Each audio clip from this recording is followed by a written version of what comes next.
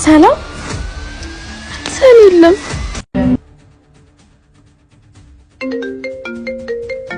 ሄሎ አዲ ወይ ሰላም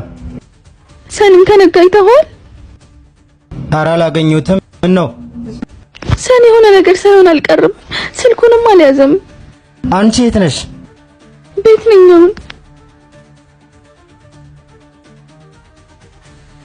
ምንድነው አዲ ሰንጠፋ ማለት የት እንዳለ አይታወቅም ስልኩንም አልያዘም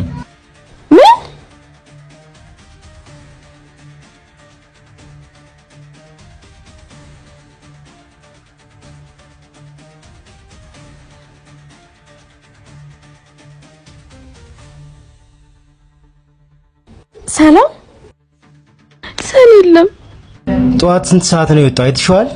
እንኳን ጧት ማታ ራሱ ጠላየሁትም ተኝቼ ነበር በእናት እስኪ በየቀኑ የሚሰራቸውን ስራዎች የሚጽፍበትን አጀንዳ ካለስጪ